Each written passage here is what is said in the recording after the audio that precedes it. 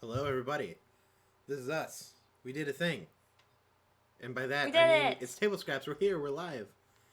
But no longer in person, as you tell by the name of the stream. We're back home. Back to our usual Gross. setups.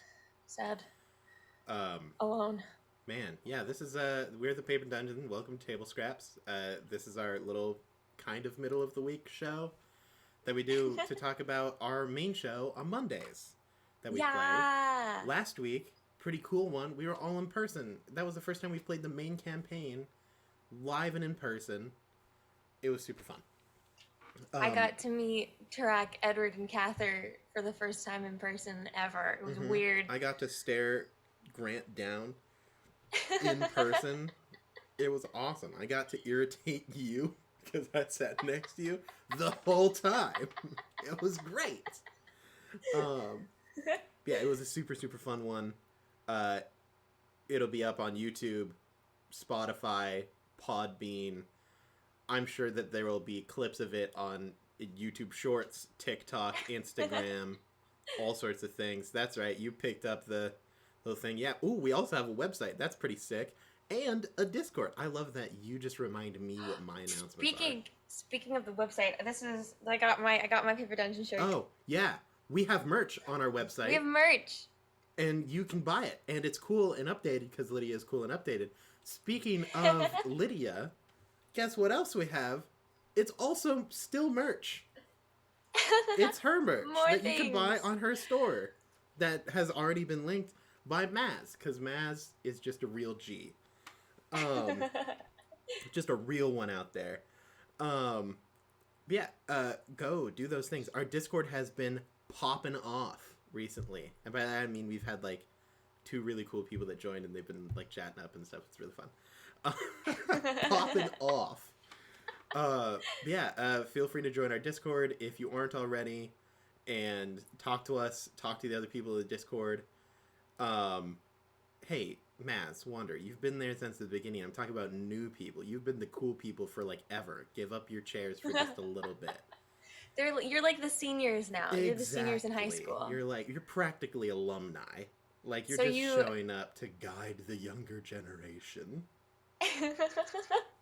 You have your own rank. Exactly.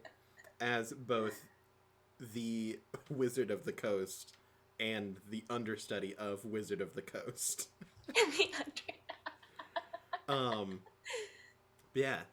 That's us. We talk about what happened on the last session. Normally, that's what we do here. Sometimes we draw.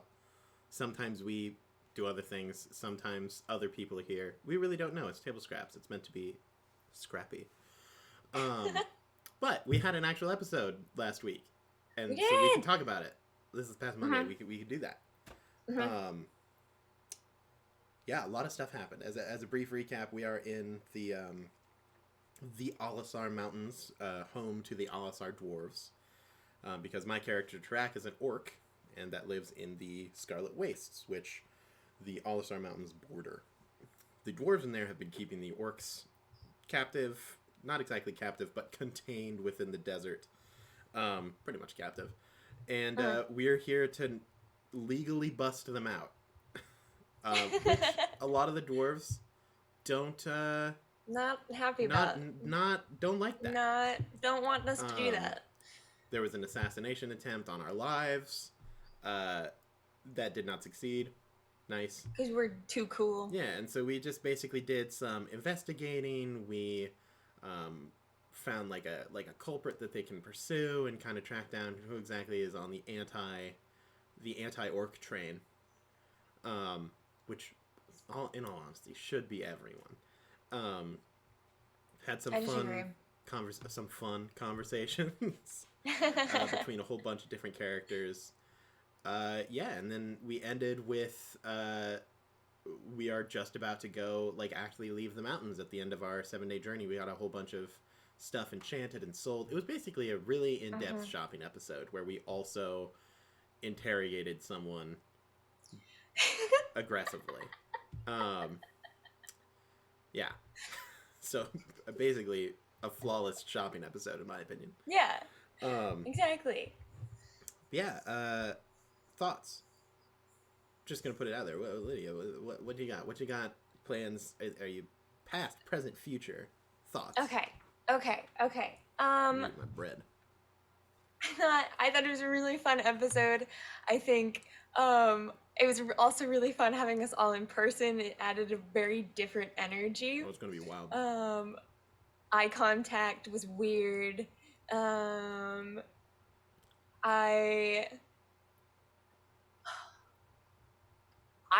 gonna be honest, the shopping part of the episode stressed me out. Mm-hmm. I was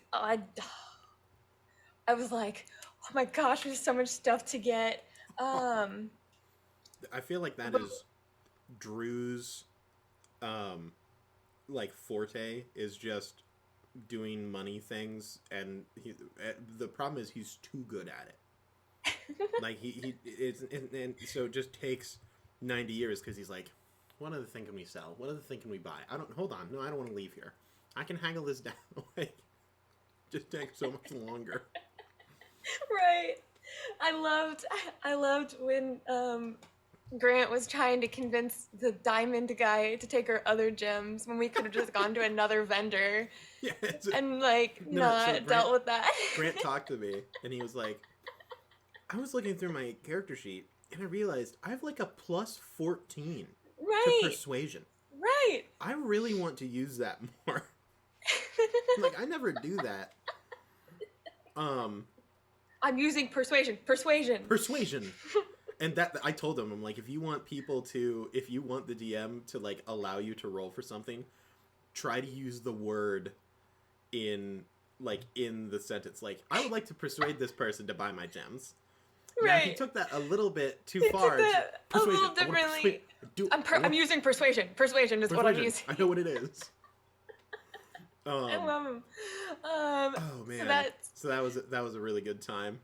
Right. And totally then worked though. Like, I was just like, I wanted to get my armor and just to get that done. And then they're like, oh, do you want this armor? Do you want this armor? Oh, but this one's better. Do you want it engraved and embellished? I'm like, I just want armor. I'm like, I just want to spend 500 gold for plate mail and go home. I don't want leather anymore. Just to get rid of the leather. And then DJ, you're not allowed to love my space buns that are just obnoxious ponytails. That you're supposed to be here right now. I'm sorry, what? I was too busy freaking out because I didn't realize that we even had someone from Scotland.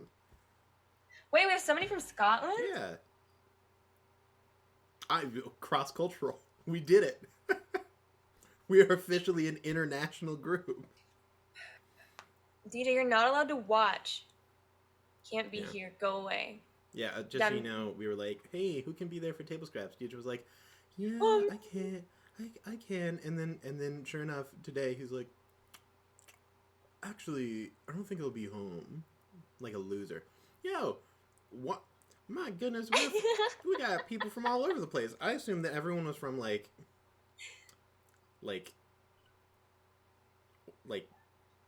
I can't remember, like Wisconsin. That's where I was thinking. I just assumed that everyone was just like I didn't. Man, that's crazy to me that we have people like around the world that watch us. Mm-hmm. That's wild. When on the flight back home, I was like looking out the plane, and there's like all the like city. It was like late at night, and there's all the like little lights sparkling out. And I was literally sitting there, and I'm like, the world is so big, and there's so many people on it, and I just never recognized how cool that is. And then as soon as we get off the plane, I'm like, I hate it here. Yo, Lydia, you and Maz can and Maz can hang out as mafia people. You with the Italian mafia, with the Sicilian. It'll be awesome. Oh shoot! Never mind. I'm exposed. They know now. There's no escape. We need to talk about Dungeons and Dragons more. I'm sorry. Right, back to it is really awesome to see people from all over the place enjoy what we do. So thank you for that. Yeah. Started off as a shopping episode. Finally, after like 50 episodes, we finally turned that dang displacer stuff into a gospel. Finally. It has taken literally like 50 episodes. Oh my goodness. And that cloak, it's really good. Do you know what it does? No. It literally just gives disadvantage to all attacks towards you while you have the hood up. That's pretty lit. It's really good. I'm not going to wear it because that makes Dirac so difficult to deal with. Because it's like, if you don't attack Dirac, you still attack Dirac. If you do attack Dirac, you have disadvantage. There's no win. Yeah, so that was the shopping part. Yeah. Then after that, what happened? Researched. We researched. Track reading reveal. First time Track's ever read anything in his life on stream. Because it's the first time it's been in a language that he can read. Yeah. So that was fun. And then, oh geez. I mean, once we figured it out, we went to the king. Oh, I almost got arrested. Yeah, you had a little spat because of our not fully reading the rules of my familiar. Yo, I would just like to state, closets are so good for they are literally the best familiar you can have in the game, in my opinion. Pockets is great. Like, there's nothing better. Pockets is amazing. And Maz both. Yeah, both. Yeah. A little bit. So much. Yeah, closets are so good. They can do literally anything. Like, everything that you would want from a familiar, you get with a closet. Pockets is so good. It's like I love Pockets. I love Pockets. So when I think of familiars and stuff, the things that I look for, number one is invisibility. Because they die so easily, and you mainly use them for reconnaissance and scouting. Right. So even if the invisibility thing isn't an automatic win. Let's say they're in an anti-magic field or something along those lines. They can also polymorph. Yeah. So what? That's crazy to me. And they have resistances to every important thing that they need to have resistance to. And do they have magic resistance too? I don't think so. But I know with mine, if it's a spell done through touch, I can do it. Yeah, you can. Yeah, that's through them. And all familiars you can cast the touch spells through, which is another great reason that you can gosh dang polymorph it and make it invisible. So you just pop it right up there, be like, hey, inflict wounds. And they're like, what? They just get roasted. That's so it turns your touch spells into ranged spells. Literally, there is nothing. I want to see. You should put that in your combat. I need to add that. I need to add it to my combat guide for dummies. Because normally, the problem with Riniya is that you don't want to get close. I don't want to get close. That's the only way that you can do stuff. Yeah. So just sending in invisible pockets in to hey, and then just touch them. Hey, I've come to ask you about your loans. Your student debt. We've come to talk about your car's extended warranty. Car's extended warranty, that's it.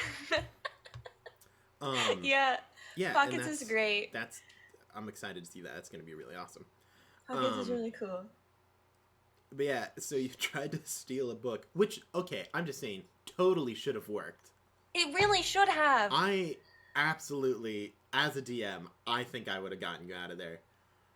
Not a doubt in my mind. It really it wasn't an anti-magic field. Well, I was thinking about it because I was I felt because Riniya read the runes on the thing, so I felt she would have known if there was a kind of anti-magic thing. But then I was thinking about it, I'm this was the Aldernite stuff, so it made sense that it was extra protected because this stuff was extremely dangerous and things like that.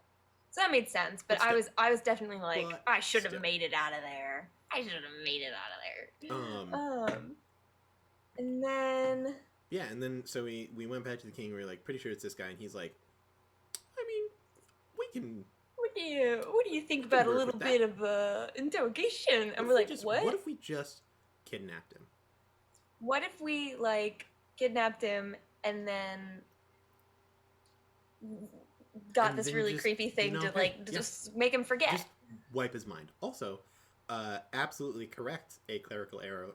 By the way, great name. That is fantastic as a like, fantasy name. Your hair does look excellent today, Lydia. Thanks. I feel like a bear. A bear. Oh, because it's the... Yep. I see it now. Yeah. I like my little bear ears. Man, a clerical error. Especially if that's referencing like Dungeons and Dragons and stuff. That's really good. We're TikTok friends. Oh! God dang! Well, yeah. Hello. That's really creative. And then... well, we do the thing. So then we do the interrogation. Mm-hmm. And then that's pretty much where we... Like, it was basically just like, well, is there anything else you want to do for the rest of the week? Which there were a couple things. There were a couple of conversations that were had. Uh-huh. I enjoyed the Riniya... Cather. I went through every name except for his, including mine. That was a neat little conversation. I missed a little bit of it, so I'm gonna have to go back and rewatch it. But I got the gist of it. Yeah, that was an important conversation. Mm-hmm. Yeah. Then Track did a thing. And then you did a thing. Yeah, I did a thing. It's not important. I'm not happy about the thing you did. Whatever would you mean? Are we allowed to talk about it? Oh yeah. This is Table Scraps. By the way, spoiler warning. First, Table Scraps doesn't care about spoilers. Shucks. So I'm gonna explain it. I'm gonna explain it. No, you got it. I'm gonna eat this bread. Okay, so we got Tarak, right? And Tarak's whole big story element. I'm Tarak. That's Tarak. Not sure. Has been that he totally like murdered his mentor and turned him into these white gloves things, and that it makes him sound really violent and aggressive, but he's not. He's felt like really guilty about it for ever, and it's been real bad. Ever loved him. Yeah, and so then he went but he had to return the gloves because the dwarf king ends up being related to him. I am the dwarf. So much. So he has to return the gloves to him, so he doesn't have the gloves anymore. But having the gloves made him like part of the White Hand because the gloves white hands. Then so then Tarak's been like dealing with not having the gloves anymore and dealing with everything else that's come after getting rid of the gloves and things like that. So then so then Tarak goes to the forge we have, and his hands have been like bothering him the whole time. Like he's like rubbed them raw and things like that now that he doesn't have his gloves, and is just like stressed. So he goes to the forge place by himself late at night. Nobody's around, nobody's watching that we're aware of, and goes to the forge and just sticks his hands in the fire and lets it all just like go away on his hands, and then heals himself, and then the scarring made him have the white hands again. Yeah. And? And I'm sad. It was great. It was awesome. Why are you sad? Because that's so sad. Why is it sad?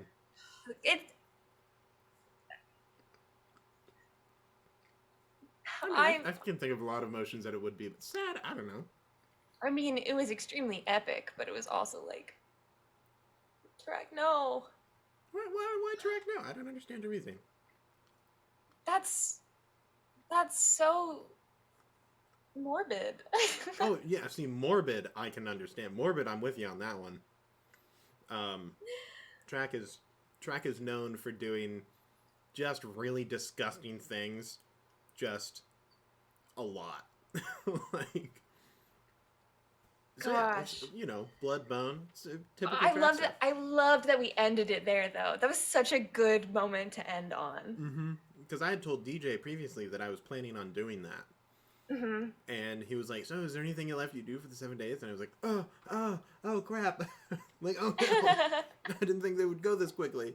Um, so I was like, it hit like the 7th day. I was like, I have something to do on the last day, Uh-huh. and it like got to the last day, and mind you, this was at like 11:45. Yeah, we went like an hour long. Yep. And I'm like, I really hope that this isn't taking too long to Mm-hmm. do. But I'm glad that it had a positive reception to it. Right. Um, yeah, I have been, because there's a lot of reasons for Track to do that. Mm-hmm. Some of which will be, I mean, probably most of which will be covered in the like following episode, because Right. it's not Because now we exactly a gotta thing that see he it. can hide. It's Right. like that's just what he does. Um, Mm-hmm. but a lot of it is, if you look at Tarak at the start of the campaign, Mm-hmm. his reception towards the orcs is very much like, my people are, and it still kind of is, like, my people are monsters, I have nothing to do with them. Mm-hmm. But he has realized that he can't exactly avoid being an orc. And he also doesn't necessarily dislike it either. Like, there's a lot of things about, like, the orcish mindset that he not only agrees with, but actively encourages. And he's Mm-hmm. like, I can't split myself between the good parts and the bad parts. All I can do is fully embrace all of it and then try to expunge the bad parts myself. Mm-hmm. So the turning his hands into the white hands are, well, it's kind of a way to basically put a lock on it, where like I cannot run away from this anymore without removing my own arms. Right. Like, it is an open message not only to the orcs, because now, like, if you are a white hand, you can pretend to not be a white hand. Mm-hmm. Like, you can put them in a bag, conceal your gloves, and as Right. long as no one can see them, there's no proof that you are a child of Yurtress Mm-hmm. until they are revealed. Yeah. Can't do that anymore unless I wear like heavy like rubber gloves like down my Uh-huh. arms. Just like, no, I just, hands are cold. I feel like you're in a desert. Like, you sterile. They're like, that sounds like a Yurtress thing. He's like, no. Um, and and then also for everyone else who meets him, anyone who knows about the orcs uh, would know that among the orcish people, the the children of Yurtress are the worst ones for the common people. Like, Mm-hmm. they aren't the ones that are in the fight or something. They're the ones who poison the wells of like small towns and cities and wipe out like hundreds upon hundreds of normal like citizens that have nothing to even Right. do with the fighting and stuff. Right. Like disease running rampant through like military groups. Like, the children of Yurtress are some of the worst people to encounter. Mm-hmm. Um, and so now he just, like, that is very clearly apparent for all to see who exactly he is, which will lead into a cool thing that will eventually be revealed once we reach the orcs themselves. Um, yeah, it's there's a whole bunch of cool stuff that comes from it. And also, I'm they really were excited.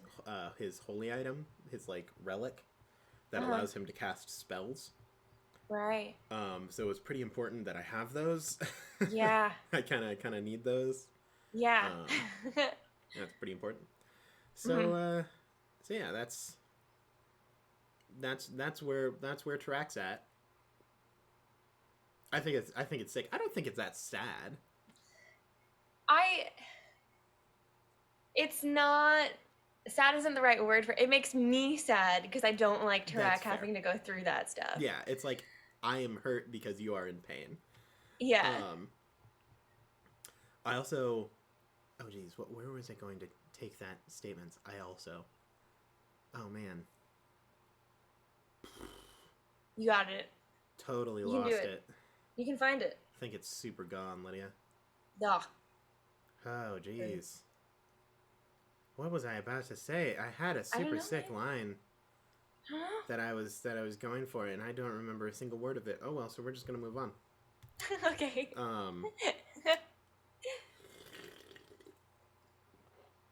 Yeah. Just gonna take a deep sip. I'm excited. I'm excited for Riniya going forward. Mm.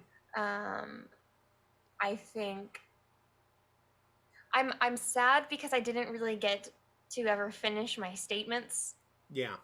When we were talking with the king and all of that, because that was really gonna like show a lot of where Riniya is at right now with this whole setup and things like that. And what Riniya was trying to express was she was trying to express the whole, we have been selected to be the hope for this. Yeah. So we have to have hope, regardless if it seems like stupid or like impossible, whatever, it doesn't matter. We have to be the hope. There's like an obligation presented to us. And talking with Cather was good for her to hear. Not what she wanted to hear from Cather, but it was good for her to hear that from Cather. And then what was even more important was Kiyomora's response when she messaged him. Because it was... Because where her mind was at with it, with when she was talking with Cather, was her brain was thinking a lot about her family. Was in, is there hope for people in general? Like, once you've gone down a bad path, is there hope for people? And she knows the answer. She's like, well, look at Tarak, look at me. Like, we both have come from these places that are just like violent and aggressive, and you have to survive by doing these really bad things, but have learned better and have learned differently and been able to like escape that kind of life kind of thing. So she is very much like, she knows the answer. She knows that there's hope for them. But she also is trying to talk about how it's like, yes, there's hope for them, but we're also opening them up for anybody to come in and reshape their world kind of thing. We're opening it up for them to also be taken advantage of by people and things like that. It's a very fine line that the Fates Gambit group walks at the moment when it comes to the orcs and everything like that, which Tarak is keenly aware of. The thing that Tarak is struggling with right now is along the lines of what you presented with, like, Tarak isn't sure that, like, he is not confident that this will work. Now, it is in his oath that he must believe that anyone can be redeemed. Like, that is, he's a Oath of Redemption paladin. That's like what he's there for. And so he will give it his all. But he really doesn't want to. Like, in Tarak's mind, he's like, the Orcish people really don't deserve it either. Like, they have shown no, like, what's the word I'm looking for? They have shown no reason that they should be shown mercy. Like, that they should be, like, forgiven and given a chance. And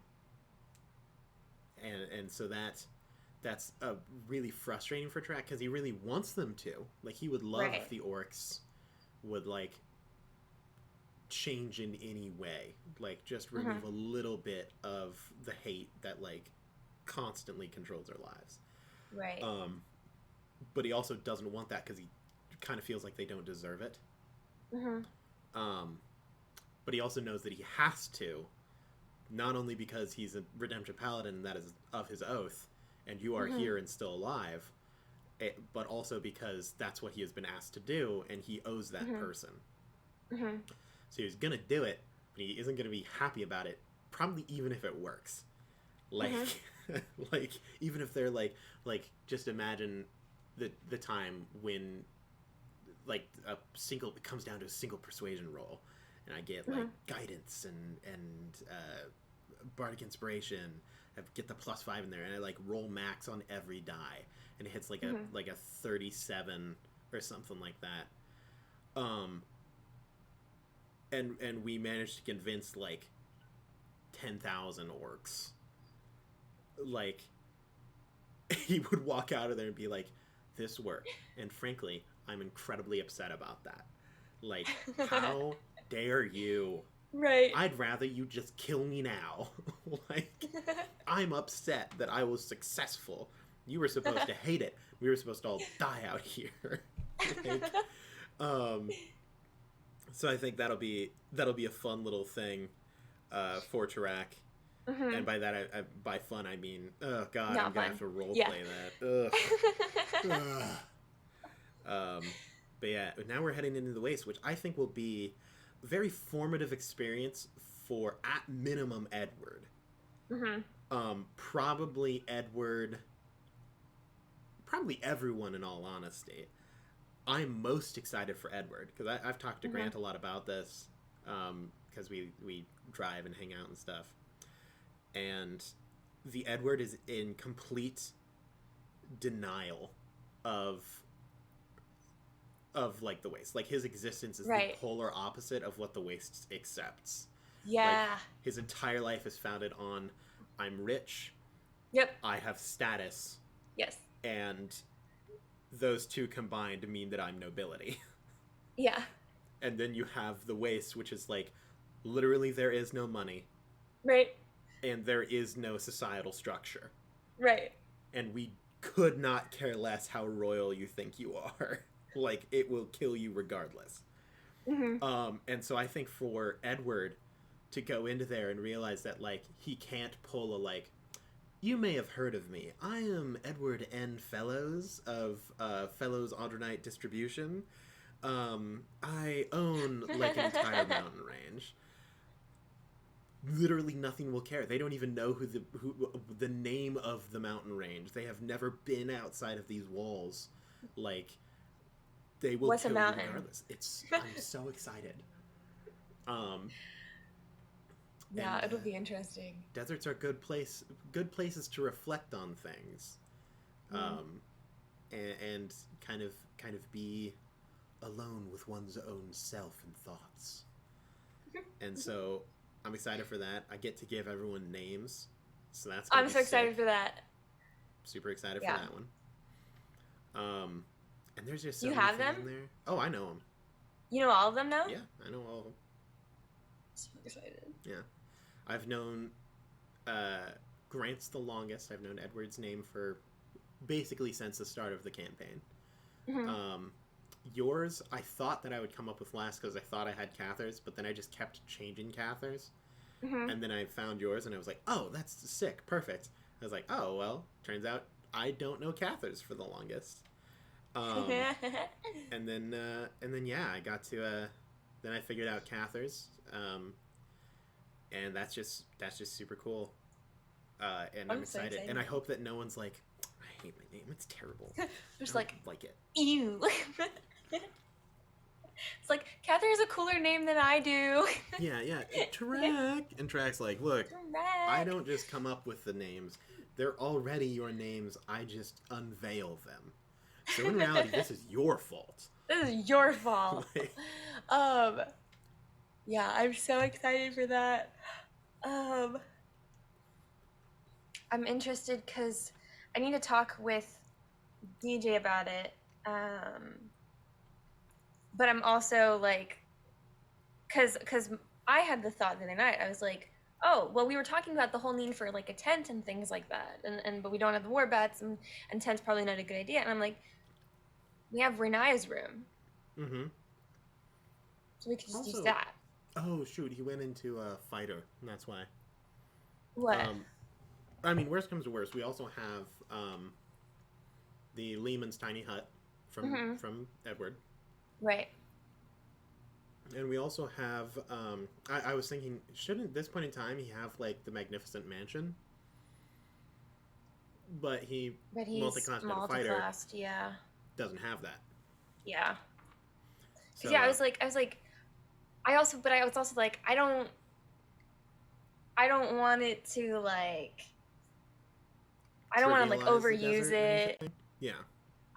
I don't want it to take away from things from the desert and things like that.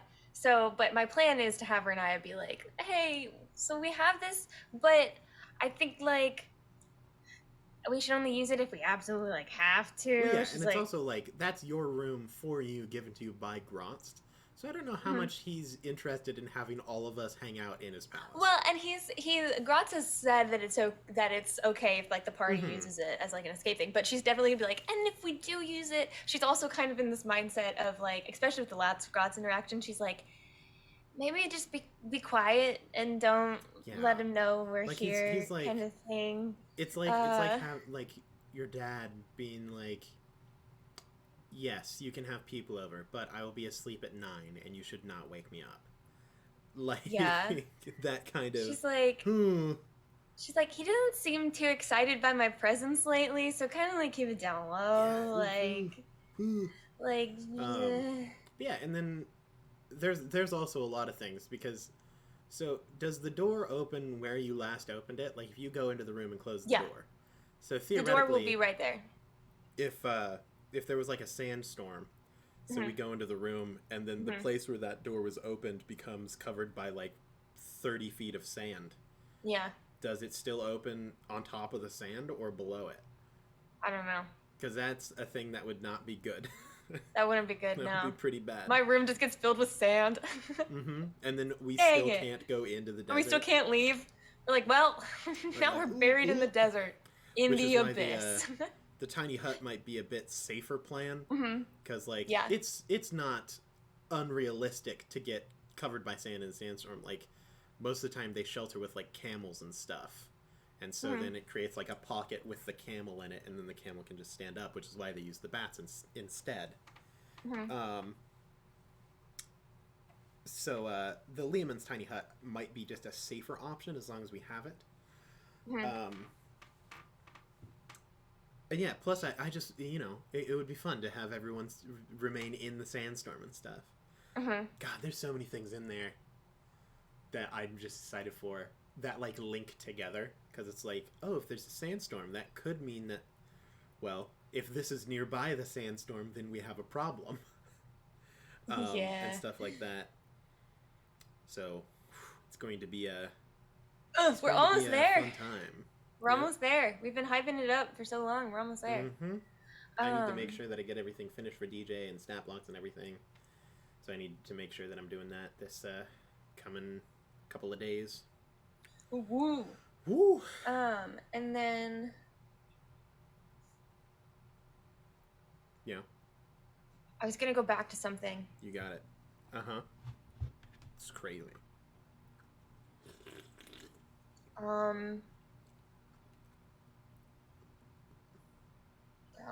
That's a very fair thing to remember, Maz.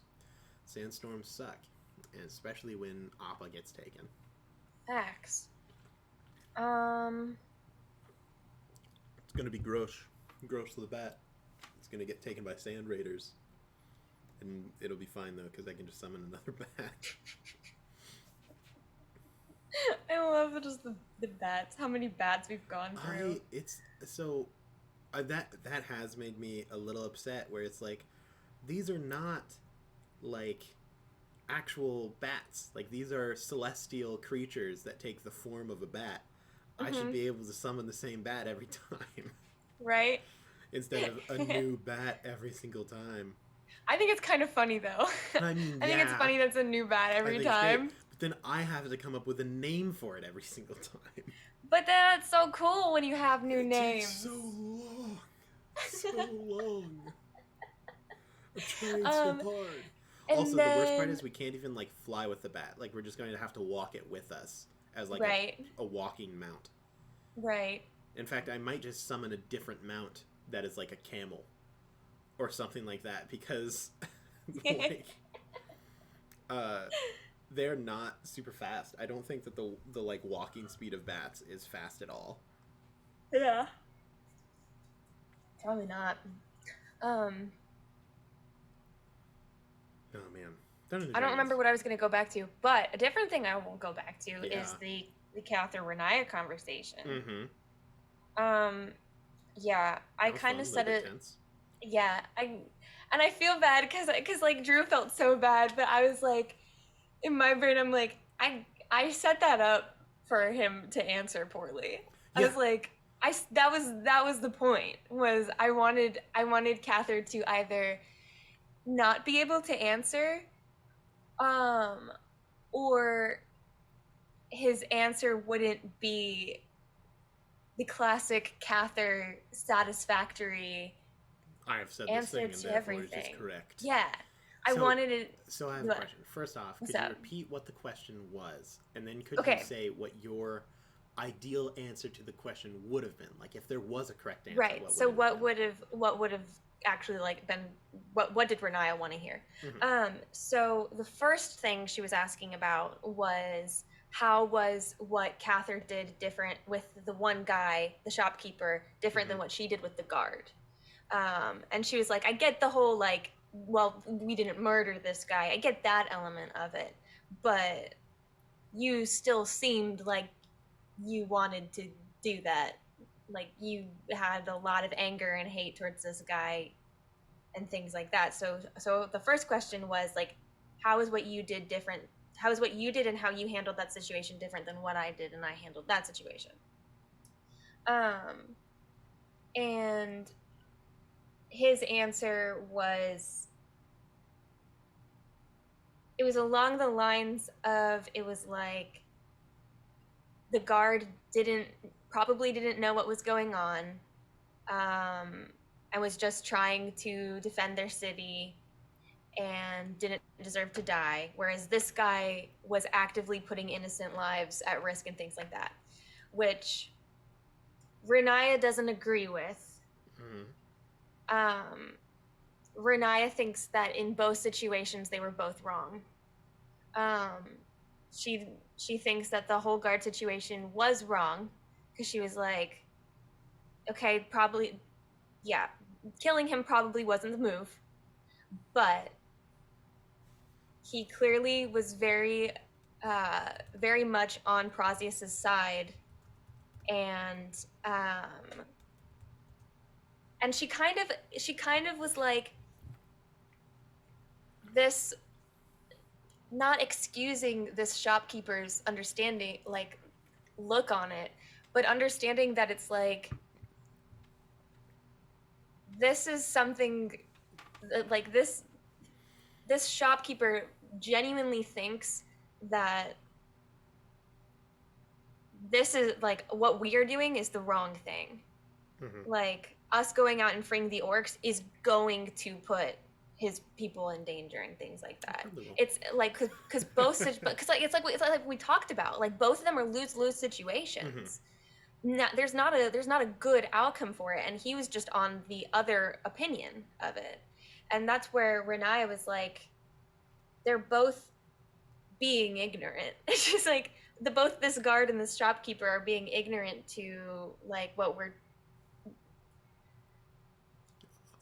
the things happening underground, yeah. Like, and so she doesn't agree that it was really justified to like break his hand and things like that to try to get him to talk about it. She's like, ultimately, it was like, we had to do it, but she's like, that doesn't make it right. And then, so that was the first part of it. And so seeing him kind of like manipulate the perspectives of it was, Riniya didn't like seeing, because she could see where you could take that same perspective and just flip it for them. Mm-hmm.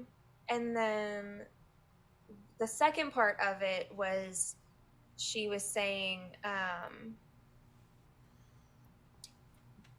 what was she saying? It's a great question. She was asking about the situation we're in, and so what does that mean for like how are we feeling about that? Do we think that this is like right? Are we doing the right thing? Is there hope for the orcs? Like, do we think what we're gonna do is gonna work? And Cather was honest and was like, I don't really think so, but we have to do it anyway. And the thing that disheartened Riniya was expecting, because earlier in the episode there was a point where Riniya was talking with the king, and Riniya and Tarak, we were debating everything, and Riniya brings up that both Riniya and Tarak are the biggest proof that there is hope for people who like are down and out of sorts and things like that. People can change, kind of thing.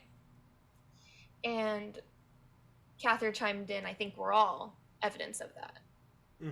So when he said that, Riniya was like, okay, then we are the hope, because we are the biggest evidence of, people can change. Obviously, we're going to go out and be the proof of that.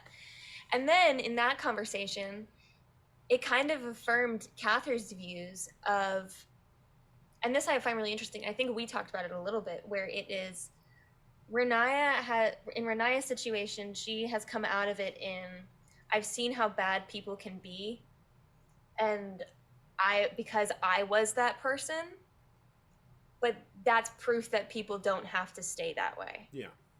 Whereas Cather has very much a stance of, I know how bad these people can be because I was one of them, and there is no hope for them because I know how they are.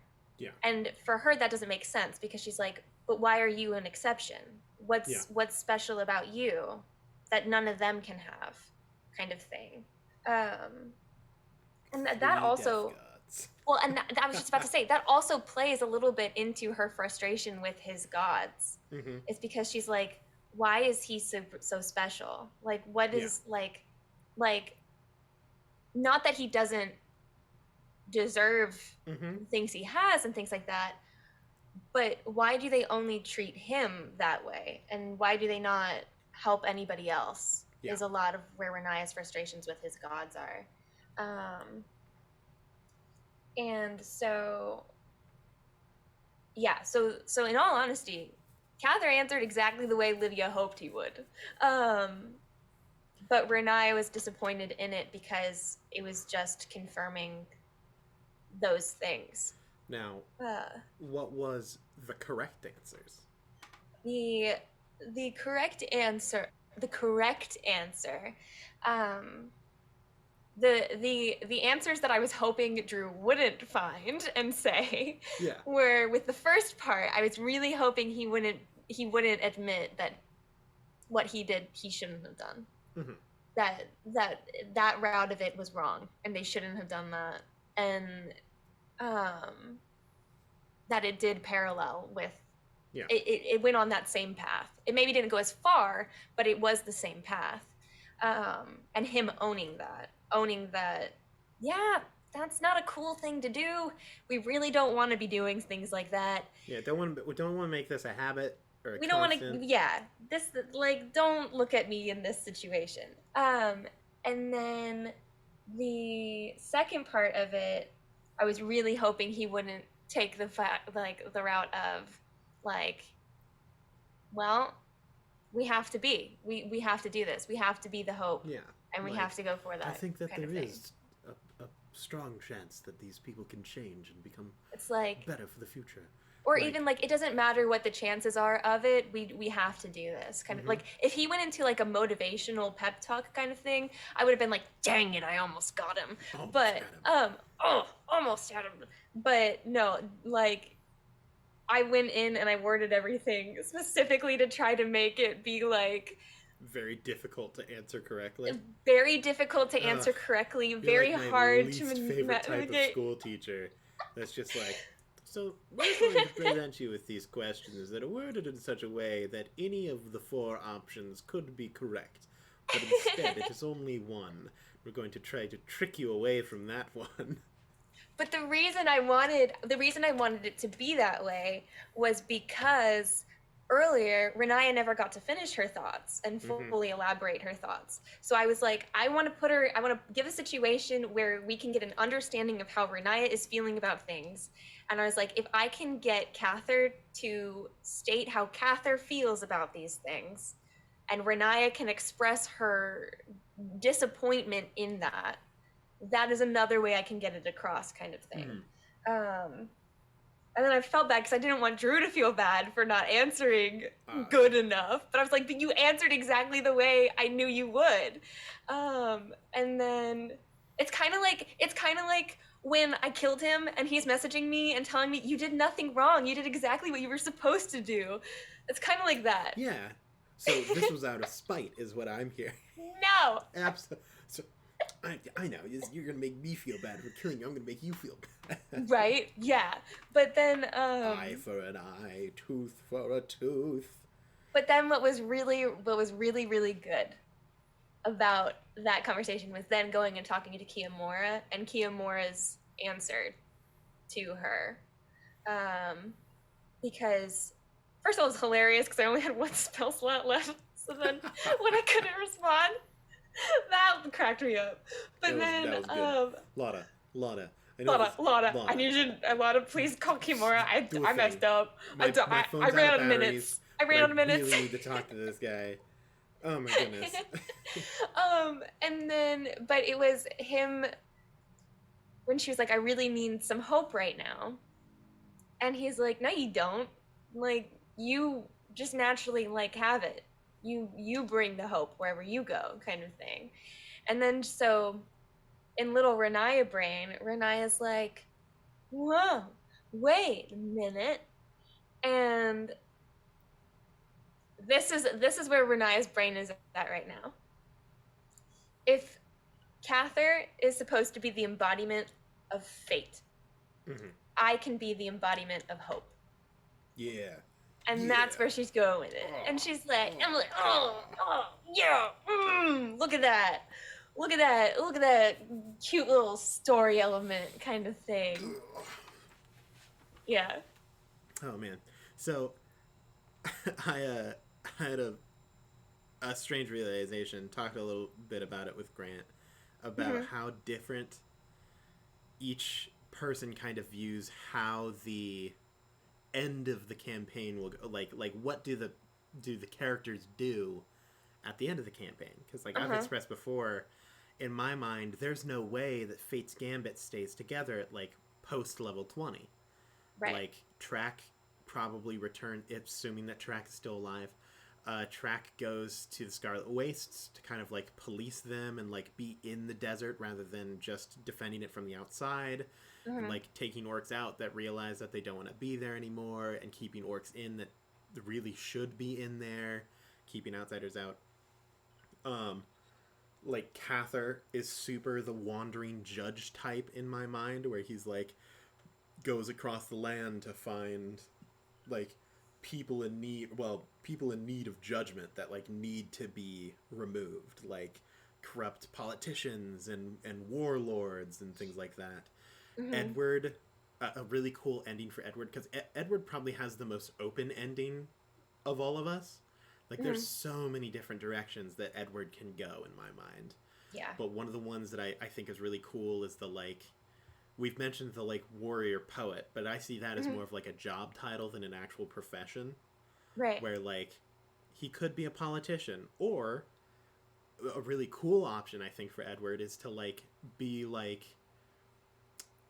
the what's the word that I'm looking for? He goes to find displaced peoples and fight for them and find them a home.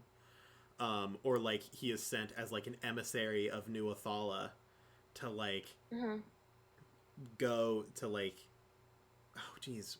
as a representative and be hey, this is not okay for your people, and if you are going to continue with it, you're going to have to contend with me. This very strong for the people type of guy. Yeah. who isn't necessarily like a political leader, but is a like political force in his own right.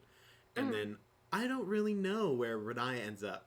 Like at Yeah. the moment, I know she could end up as like Queen of Hell, um, or you could like remain on the surface and just like, for some reason, I would love to see Riniya as like the like wise woman in the woods kind of thing, where she's just like she has like some hut in the middle of this like forest in the middle of nowhere, and like people randomly like seek her out for like sometimes good, sometimes bad things, and it's just like, oh, yeah, I've got Grots, yo, Big G, like you call Grots, like yo, I got this person here says that their loved one died. Are they with you? He's like, nah, babe, nope, never heard that name before, and you're like, sorry, no good. Do you want to check heaven? They're like, yeah, like yo, Malice.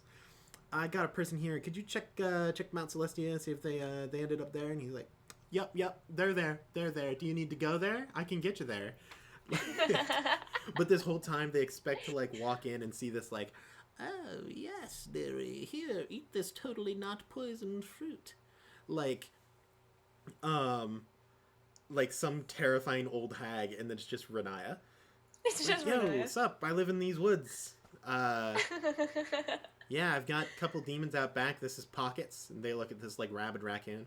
Like, I think that's the like comedy ending for Riniya, but I don't know. There's a lot of places, but like I have no idea. I think that you have the most likely of ending up stationary for like out of the group. Like Track's a wanderer. Edward Mm-hmm. has the potential to either be a wanderer or stationary, and Cather is also pretty wanderer.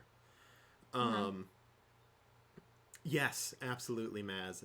A very Bruno-esque character. I just watched Encanto like yesterday. Really good. It was good. I need to watch it still. It's quality. Bruno is best character, confirmed. um, yeah, like, but Riniya seems the most like once she has found a position, that's like where she stays. But Mm-hmm. like she still could be the wandering type, but I don't think that we stay together as a group until we're needed to be a group again. Right. Like for some like one shot or something that's like, we need the old heroes, the old guard, and then like Track appears like with this like blood red cloak and hammer at his side, and like Edward rides in on his white horse. He's like, what ho, fellow members of Fleet's Gambit, and then Cather like rises out of like or like falls out of a cloud, like walking on like golden steps, and he's like, sup.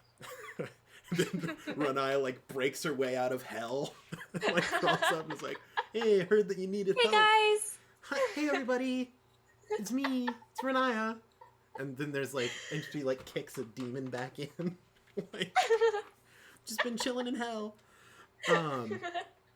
Like that's how I kind of see it. But I think that most people have a very different idea of like how the party kind of goes. Like I feel like Cather, like Drew's kind of perception of how the party goes is much more like we stick together as a party and travel together, like doing like heroic deeds and like being the heroes of the land that are written for like in age-old tales and told to children like many years after we have passed and things like that, which I just find so crazy as to like how differently we can perceive how the like party's end will be. Right. Super interesting. Do you have any thoughts as to how you think the party would go? I do think the party will end up splitting up. Just because I feel like we and I love it about the group, but I think they don't have a unifying force that they're after. Like all the things that they're after just happen to line up with this conflict. And I think once this conflict is resolved, they're going to find that they are needed elsewhere and in different places. So I do think they are going to split up. I think, like, what I think is pretty much lines up with like what do you think? I think Cather's going to continue to do that. Edward's probably going to become a like political influence somehow, some way. Yeah. That Tarak is most likely going to want to handle whatever happens with the orcs after this thing. And Riniya is still like, she's here. Yeah, she's doing stuff. She's doing stuff. Things, I don't know. I think because I think there's so much stuff that's going to change with Riniya throughout the rest of the campaign that I have no idea where she's going to end up. And like, even, I don't know anything. But I think if it was like right now, like going off of right now, like if in this next episode was our last episode as we face off the big bad and finish everything and stuff like that, Riniya would, I don't know. See, I don't even know what Riniya would do now. I don't think Tarak would leave. Because Riniya wouldn't leave right now. No. I don't think he has enough bond to like the Scarlet Wastes and the orcs and like making sure that they are a thing that is worth protecting. Right. To want to do that, and there's nowhere else that he would like really rather go. Now I also want to be clear. I don't think that it's like and we never speak again until the world is in danger thing either. Right. Because like it's totally. I think that it's totally a like. Every once in a while, our paths are still gonna cross, where like Cather's chasing some like escaped like dictator who runs into the Scarlet Wastes. And so he, like, crosses over the border to find him, and, like, Tarak is there, and he's like, "Halt, armored creature, how dare you enter these lands? Like, state your name and purpose?" And he's like, "My name is Cather, I'm here, directive of God." And Tarak's like, "What?" Cather? Like, bro! And then they, like, work together to, like, find the person who's, like, infiltrated the Wastes. Or, like, Edward... like is like helping these people out, and it realizes that it's like, oh, someone is summoning demons inside of the walls of this city, and then like Riniya's there and she's like, yo, I was summoned. Like, I was like, hey, you guys called me, what's up? And Edward's like, Riniya? And you're like, Edward? That's totally like it's not like we hate each other, never like we get rid of the group because it's like we never want to be in this. It's just like, oh no, it's just they have different come across each other, goals. Heck, we might even like every 13 years have like a brunch or something. Well, and the thing is like I have directions that I'd love for Riniya to end up with, but again, I have no idea. I have no idea where she's going to be. Because, like, I think it would be really cool. I think it could be really cool if Riniya ends up as some kind of, like, almost like an ambassador for the Abyss kind of thing. But it's like, she's like, all right, here's the thing. Like, everybody's like, demons are evil, blah, blah, blah. It's not necessarily true kind of thing. Like, just I wouldn't rumors. necessarily say that you're wrong. But I also would not I wouldn't say that you're wrong. In the right. But here's what I'm saying. Here's the offer that I have for you. Because Riniya is 100% like the middle ground. Because that's the thing that I love with like the whole Malice Grotz combination. It's because Malice and Grotz are like the opposite ends of the same idea. Like ultimately, yes, they agree, but they agree very differently. Where it's Malice is like, yeah. You get to be whatever you want to be. You don't have to be what you like everybody says you are, what you're built to be, like, and is very much on this like good people are good thing. And then Gratz is over here and is like, yeah, you should be able to do what you want because what you want shouldn't be bad and things like that. And even if it is bad, it doesn't matter. It's what you want. It feels like and things like that. Like multiple subgroups of the same religion that like end up just really not liking each other, even though their policies are almost identical. And Riniya's over here and is like, both of them are like, good and bad are you should social do what you feel is right. And they're like, how dare you say that? But they said the exact same words. Yeah. Well, that's what I love about Riniya, because Riniya just doesn't get it. She's like, you said this, and he said the same thing. So why do you two not get along? And it's like a single like sub clause in Article 34 that like is the entire reason that they don't like each other. Right. And it is true that it's like, well, yeah, they do have differing concepts about like what that should be. Like in that way, Track and Grotz have similar ideas as well, where it's like, yeah, you know, what you think is what you want is right. But Track's the difference is that Track is meaning that there is a universal right, and what you should want is to be that. Like the right is what you should want. It isn't that what you want becomes right. Which is like different, but still basically the same thing. Right. And what I really enjoy with Riniya is she has the good. She has the good of Malice. She is good natured and things like that. Yeah. But she has the chaos of Grotz. Oh yeah. And so she has both of them, and both of them make perfect sense for her, and I love it. Yeah, Lydia, you play a very good, like, what I think more people should understand chaotic good is.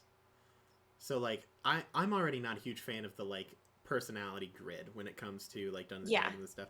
Because it's so difficult to, like, lay down, like, what again, like, it's so vague. Yeah. Like, what, like, what is good? And it's assuming that, good is in of itself, like, a specific thing, rather than, like, a moral concept. Like, I think that it can be very useful to gain a starting point, but should not be like, oh, well, why would you do that? I thought you said that you were this. And it's like, well, I am this. It's just, this is how I interpreted it. Right. Interpretation should be very free, but my idea of chaotic good, I've said for a long time that the only difference between chaotic good and lawful evil is that lawful evil has rules. Where it's like, both would burn down a city to root out a certain thing, but the lawful good one would feel bad because there was an orphanage nearby. Like, both of them would do it. The chaotic good is like, no, I needed to do this to get rid of evil. Doesn't matter who I carved down to get there. Which is not a Riniya thing, but the lawful evil person would be like, I must get rid of this. But the children. And it's like, in this kind of way, kind of the lawful evil one is kind of more in the right here. Yeah. Yeah. And your, like, ability to be like, no, I'm doing good things. I'm doing the good right thing. But then also being like, the good right thing can be achieved by, like, just rampant destruction, if necessary. Like, oh yeah, I'm the good guy. Inflict wounds at 3rd level. Oh, and they just, like, get ripped into shreds. I'm the good guy. Explode in blood. This is for the better. You're good. Like, it's good. I'm doing a good thing, and we're like, it's like totally just. Like, and that's very much the, like, well, this guard is an enemy, and the enemy is evil, and I will destroy it. And it's like, that's where the chaotic good part comes in, where it's like a lawful good person, which is kind of very much the, like, Cather mode, is like, well, yes, this person is the enemy, but the law dictates that, like, he should not be killed for his crimes. He hasn't done anything worthy of that. The chaotic good doesn't see the fact that that's the case. It's just like, no, it's an enemy. Death! Aha! It's like Elmo in the fire picture. That's my definition of chaotic good. It's just Elmo in the fire. Yes. And that's why I think that the conversation with you and Cather was so good, because if you look at it with the Cather is lawful good kind of mindset, like, the lawful good is what even let him heal the hand. Like, someone who wasn't lawful good wouldn't have healed the hand.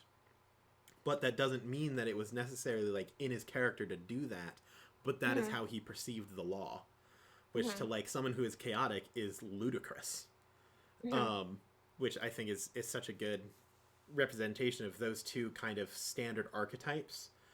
But still kind of wavering between like where they should go and where they are and what they do, which is exactly how I think the grid should be used, where it's like you may have like a kind of a base, but like no one is just that. Right. It's like it's good. Things wander. Yeah, it's good if you're not sure how to play your character yet. But once your character has like reacted to certain situations and you've developed their personality and their experiences and things like that, then it's like then the grid isn't useful anymore. Like I use it a lot for like track as a where do I base my decisions off of unless I really don't like the answer. So like I would consider track his base to be actually kind of lawful evil, but the code that he follows that makes him lawful is a very strict and good code. So like the things that he does not allow himself to do are in general good things. Like I don't kill, I don't do these like kind of like I will do my best to like guide people towards like the path of peace and righteousness and things like that. But like the means that he has at his ability to deploy are pretty dang evil. Like disease and destruction and like just brutality at his will. So it's like, yeah, I follow this code and this code, which is lawful, but everything outside of that is pretty terrible. But he's like a super good guy. Yeah. Just like, hey, I'm here to help. I did love playing up the track is just super not okay right now element during this past episode of like, come on, I could do it. Just let me at him. Just one. Right. I'm not going to kill him. Come on, I never get to do this. Come on. Come on, please. Please, just this one time. Which is a combination of him, like, yeah, he is nervous. He's never been nervous before, so he doesn't know what that feels like. He was not nervous leaving the Wastes. Like, that's how not nervous he has been. But going back to them, like, he expected he would make it to the Alistar Mountains, and that he would probably die while he was there, but he would get the gloves returned. So he was putting that off as long as he could. But he never expected to go back in there. And so, like, that made him super nervous. The not having the gloves, like, the gloves were a reminder of, like, who he was and what his purpose is. So he doesn't have those, and he just got lost really easily. Where it's like, whenever he got those urges, he could feel the presence of his gloves in his bag and remember what they meant. And so that's another reason that he did the, like, burning white hand thing, is as a reminder to himself of, like, who he is and what his purpose is and, like, what he stands for. Right. So that is those are all kind of track things. And I love Riniya as his oath keeper, because I tried to do it a few times where he's like, oh, just let me do it. And she's like, I'll do it for you. She's like, you're not allowed to do it, but I'll do it for you. Yeah, like, I can do it. I can do it. I love that. I find it so funny because, like, the perception of you at the start of the campaign was this, like, I am Riniya. I help orphans and peace, like, and peace and love. Quiet and so it was like, and now it's just like, no, you can't kill someone. It's like, no, you're not supposed to kill. Remember? Just maim him. Like, it's not killing if they lose a couple limbs. Like, you can patch him up after. It'll be fine. Yeah. It's so great. And Track still has, like, an implicit trust. And that's the thing about Riniya is, like, she understands what the oath means at its like, core. And so she doesn't, like, regardless of what she thinks about it, she's not going to let Track, like, break that oath, or at least she'll remind him that that's what the case is. So that's a super fun little thing. Yeah, and that I really love that element of Riniya and Tarak's relationship, and I think the biggest, like, highlight of that would have been when Tarak did kill those orcs before. Was when it was like she was trying to find a roundabout, but when Tarak was ultimately like, no, she understood that she had to maintain that. And that was a good episode way back when. That was a really good episode. Good. I love the Tarak telling the king, he's like, so should I not mention that there were 2 other orcs out there? Like, is that not a... Is that a no? Don't talk about that. He's like, no, there were 2 other orcs. And he's like, yeah, they swam. He's like, just shh, don't share that. He's just not going to tell anyone. He's not going to say it. Let's keep that secret. Okay. So that was a fun time. Yeah, man. Whew. Good times. Good times. The last episode was certainly something. Yeah. Hey, Maz. There's no need to be nervous. Maz. You're gonna rock it, my guy. You're gonna do great. If nervousness happens, you're gonna do fine. And you're not even gonna do fine. You're gonna do excellent. You're gonna have a blast. Little fun little tidbit. If you want more information about Maz's campaign and how it's going, feel free to join our Discord, because that is where Maz plugs everything about the campaign, and you can just watch that and it'll be awesome. And then you can tune in and be like, no, Maz, you're doing great. And Maz can be like, no, I'm so concerned that I'm actually terrible. But in reality, Maz is just doing a really good job. You are the Wizard of the Coast. Maz, we love when you post homebrew stuff. That's a thing that we all enjoy. Yeah, I'm sure that it will be excellent. Yeah, Wander's like, what information can I glean? Yeah, way to tempt the wizard, Wander. We love everything about anyone who posts stuff that they're doing in their own campaigns is welcome to do so in the Discord. We love everything. And sometimes, I'm not gonna lie, sometimes I steal it. Sometimes I'm like, oh, that's a really good idea. I'm just gonna employ that a little bit in my own stuff. So I just want all the inspiration that I can get, especially the cool stuff that I can then use for my own personal gain. No. In reality, we just really like to hear cool stuff. It's really cool. It's fun. We like it. You can also see all of the super cool art that Lydia posts in there. Are you working on anything currently? I'm interested. No, I had something I wanted to work on, but then I forgot it. Oh no. We're gonna have to fix that. Okay. This I gotta share it just because it upsets me. And it didn't upset me, but it's the like hot. I was so disappointed with that Grotz interaction last episode. I loved it. You know what my thought is? You know what my thought is? What? Grotz realized. For those of you who don't know or realize, because I feel like I should just throw this in there anyway. Grotz and Riniya are I wouldn't say dating, but flirting to the point where it's like, you might as well. That's how I kind of see it anyway. Had a wonderful conversation. I think that what it is Grotz realized, he's like, so now that I've set the hook, I've put the hook in the water, and it's like, yeah, Riniya, you're super great. I just wanna do whatever you 100%. I'm all about you. Now he's playing hard to get, where he's like, I'm gonna pull away a little bit. I'm gonna try to reel her in, and make her realize that she actually does want more. Like a jerk.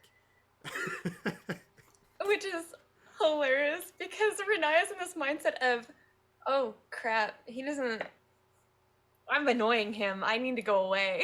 Yeah, it's totally backfiring. But that's if I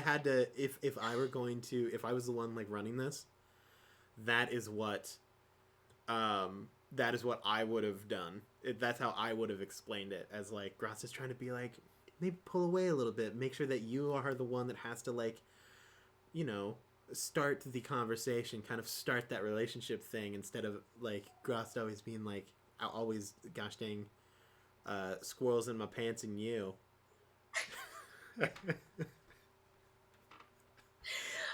she, she she's so difficult. Yeah. But yeah, I Relationship's was crazy. disappointed. I was disappointed in it. I was like, that's lame. I'm so excited for campaign 2, where I play a character that isn't filled with moral question. I'm I'm so excited. excited. I'm really excited for campaign 2. For me to get to be a, like, not Riniya. Yeah, Like, right. I love Riniya. Oh, 100%. Riniya is my baby. But, like, It is really exhausting at time. she I have to put so much concern into all the time. Mm-hmm. Yeah, this is what I expect. So, like, this campaign, everyone was like, I have this very in-depth and deep backstory that is, like, makes me question the meaning between right and wrong, evil and good, life and death. And then, like, campaign 2 is like, hi, my name is Jorbs. I've searched for the last can of beans. Like, like something like that, where it's like more than that, but, like, a lot less, like, who am I? Right. Like, there'll still be, like, there'll like, very, still like, be, like, telenovela. character building and things like that, but it'll be... Like, sup, my name is John. I'm absolutely crazy, but I'm super down to do whatever. Like, you know, where did he come from? Where did he go? But, like, that's pretty much you can sum it up basically like that, instead of a 4-page essay describing the intrinsic difficulties of growing up as an orc and, Right. like, doing all kind of things. Like, it's just like, yeah, man. Like, I'm still gonna, like, deep dive, but I mean, all of us will. I won't deep dive into the darkest of depths. Yeah, and I think it'll be a bit more lighthearted in some ways. Right. And I think that it will be just better done because now we know a bit more of, like, what is needed for, like, an online streamed campaign, too. And we know how we all play, and kind of, and we have an idea of the characters that we each like to play as well. Yeah. I'm just excited for improvement as a cast in general. Like, I think that it definitely will. And I'm just excited to see what happens. I think it'll be really cool. I know that I'm really excited for. I already have my backup character for if my second campaign character dies. That's crazy. Because let me tell you, Track, I think, could die. I think that there is a definite chance, and I think it would be good for the story if he did. But I think that it will also be incredibly difficult because Track is real jacked. Like, Track is, like, well, and not only that, but I feel like Tarak is one of the most important parts to the group being a group. Yeah. So that's the thing. I think that he's very good for the group being a group, but I think that his death could be the thing that brings the group together as a whole. Like, that is actually more bonding than him being alive. I'm not sure. I mean, we would work with it regardless. Right. But yeah. Yeah. Edward removes all of his classes, becomes a paladin, Oath of Vengeance. Absolutely. But besides the point, I think that he could die. It would just be very difficult for Tarak to die, just because of the character that Tarak is and the way that he's been built and the spells that he has. Right. Campaign 2, not going to be the case. The question is, so he's, like, campaign 2 is going to be a damage dealer, zone control, combat, real good at those things in combat. Thing is, he's also going to have, like, 8 health. So it's like, if you can get through the wall of pain, got a real solid chance of just killing him outright. And so I think that'll be really fun, and I'm just going to be doubly prepared with another backup character, and I know exactly who it is. I'm really excited about it. That's fun. So the worst part is, I am now, and this is all your fault. Mine? Yes, this is all your fault. I now choose characters based on how aesthetic they would be if you drew them, which is I'm incredibly upset because I'm like, oh man, this would look so good if Lydia drew it. Man, let's see how that looks. Like, I want more to play a character just because I want to see the art of it from you. I want to see him. That's hilarious. It's so upsetting. Like, it used to be about the story, you know? God, what have you turned me into? That's so fun. Oh my gosh. That I'm excited for, though. I'm excited to get to, when we go into campaign 2, to get to draw all the characters again. Oh, man. Because I had a blast drawing the characters for... You did a really good... I still can't get over the gosh dang track and the wastes art.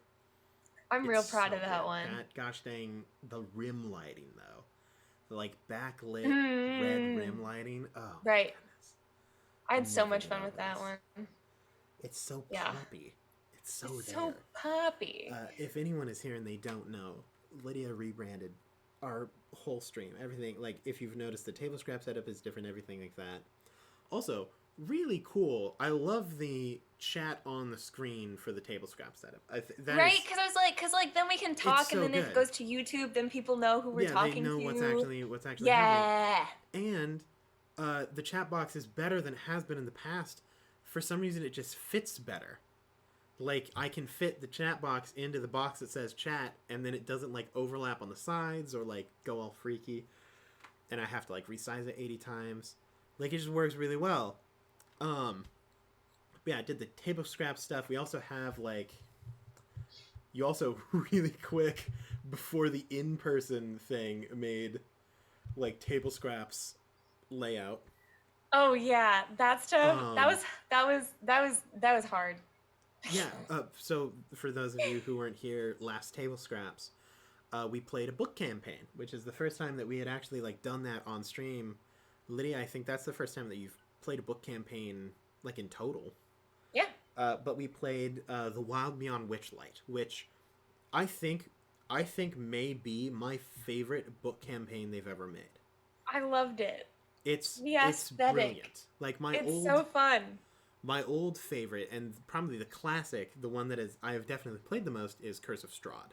Mm-hmm. Like, there's a reason why it's so popular. Everyone knows about Curse of Strahd. Everyone's played it. Like, that's, like, the thing that people play if it's a book campaign.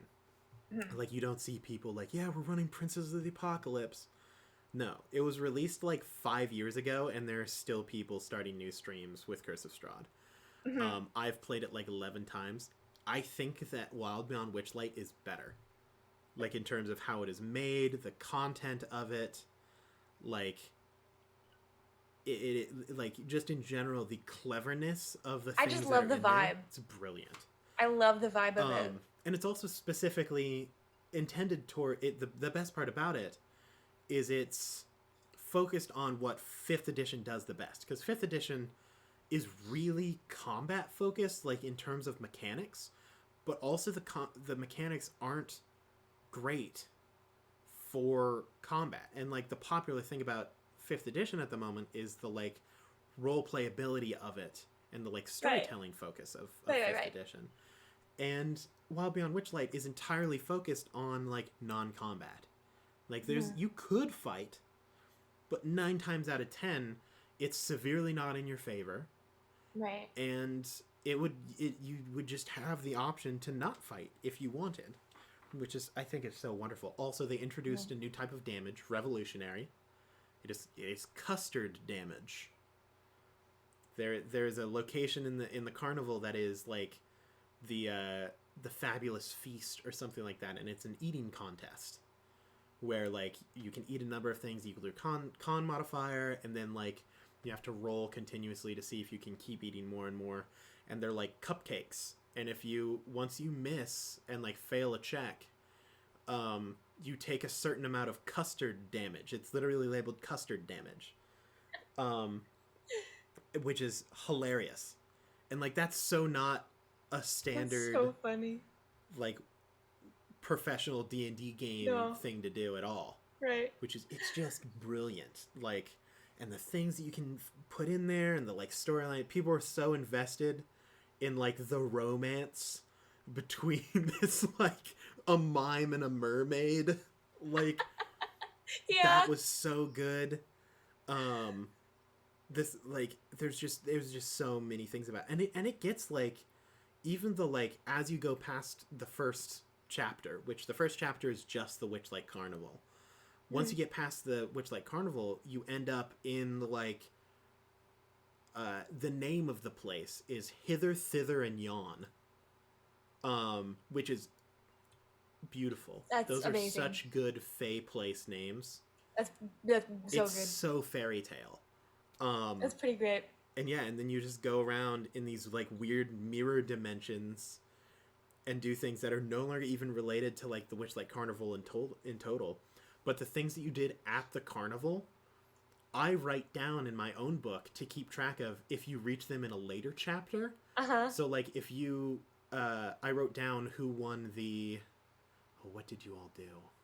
We did the snail race. Yeah, the snail race. Like if you came in first in the snail race, there may come a time where the ability to drive a snail correctly is incredibly useful and stuff like that. Dragonfly rides, the there's like a number of things. There was the one part where we had the wish. Yep, if you made a wish, you were supposed to write it down, and then I would mark down that you had a wish. And then if you get, I think it's in like chapter 4 or something, there's something to do in chapter 4 with if you made a wish at that time, something occurs. I don't even know what it is. Because I haven't read that far in the book. But it's like everything is so well linked together and so creative, and it makes the characters want to do the things that will help them later on because it's just fun and interesting and cool. So for anyone who's like, man, I don't know what to run and stuff like that, Wild Beyond Witchlight. That's a fun one. Super, super interesting. I think you'll really enjoy it, especially if you aren't super sure of like combat rules and stuff like that. Like if you are more interested in the role play, absolutely what you should be, what you should look at. They have improved drastically since the first campaign book that they released. I think it's like Horde of the Dragon Queen or something like that is the first books. They were not good. Not well written. That was when they like didn't really understand the system. And now they definitely know what they're aiming for and what they should be doing. Yeah, but with the overlays, it was I made all the new overlays for everything. And then I got out there and I realized I didn't make the overlays for us in person. And so I had to scramble to make them on my iPad while I was in Nebraska. Just as I'm gonna actually switch to the reference of what our in-person thing was. So I think that there we go. It should pop up now. So like super super incredible. Like I don't even know how you did this. Like that's like graphic design is wild. Yeah, and then it just like we were in like person and stuff like that at the table, and then we have the starting break and ending screens are all pretty much the same, but just with different words and stuff. Super super good looking, and very carnival-esque. Yeah, like, I loved getting the carnival ones. Thank you for complimenting the whole setup. People were in my house so much setting things up. And it looked good, and if you want to see how bad it looked to us, feel free to join our Discord, because we posted pictures of what the setup looked like from our perspective. It was a little obnoxious. Yeah, it was like a oh geez, what are the like white tubes? I can't remember the name of them. PVC. Right? You know the ones. Is it I'm, d- I'm like plexiglass. It's not plexiglass. no, they're letters, I think. PVC. Yeah, there we go. PVC. We Thank you. got there. Also, thanks for the first time chat for informing us what PVC, the name of PVC is. It's very good to have you. Hello. What is it? What is it? Yeah, PVC and then a 2x4 that went across to another stand of PVC. Yeah. We had like 8 different attempts at connecting like cameras and stuff. Like there was an arm. Like we had 2 actual mic arms. And then my favorite one was we had one of those like camera stands that you can wrap around things. And they like hook and like stay there. And then we had like connected 2 other things to like off of those for other cameras.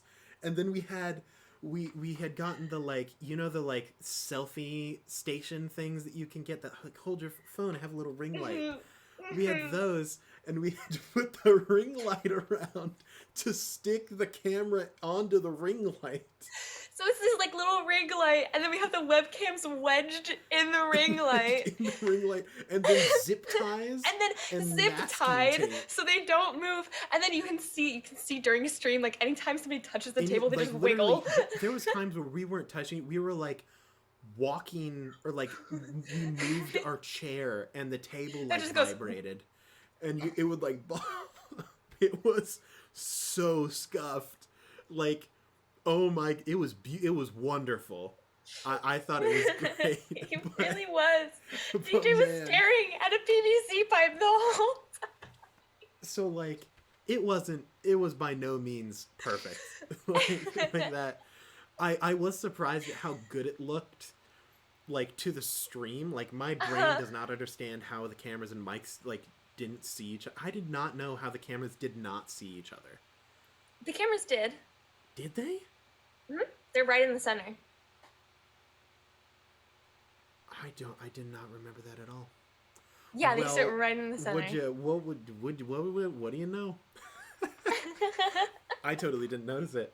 But yeah, like, it was impressive that we managed to even get it all working. Mm-hmm. It was a time. I've never been more tired than I think I was in this past week. I'm not a people person. We had a lot to do. Everyone in the cast. I was about to choke slam half of the cast, literally for breathing, just because I was so tired of being next to people. Like, there was a time that I was so fed up with existing in the same room as other people that I went and I turned off all the lights in a hallway and I just sat in this little tiny hallway and read a book, like, with the lights off, no sound. Lydia comes down the stairs. She goes, "Aaron, are you okay?" And I go, "Yes, the lights hurt my eyes. I don't want to talk to anyone. I'm sorry if this is rude. I'm reading a book." And then I just sat back down. And I'm just like, and then I'm gonna just sit here too. I didn't even notice when you left. Like, that's how immersed I was in the, like, existing away from other people, is I cut off all surrounding input. So I, like, looked up to say something and you were not there and I had no idea. Oh man, it was a time. Like, it was a time. Well, and then I was like, I loved driving you guys crazy with, like, me just wanting to be there longer.